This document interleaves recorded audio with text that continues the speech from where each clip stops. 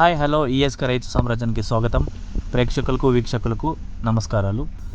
చూశారు కదండి, ఇప్పుడు మన ఖలీల్ భాయ్ బీరకాయ హార్వెస్టింగ్ ఎలా చేశారు, ఏ విధంగా గ్రేడింగ్ చేస్తున్నారు, అదేవిధంగా తోట దగ్గర నుంచి కట్ చేసిన తర్వాత ఏ విధంగా పెట్టాలి, ఇలా చేసిన ప్రతి ఒక్క రైతు బీరకాయల్లో సక్సెస్ అవ్వడానికి 100% ఛాన్సెస్ ఉంది.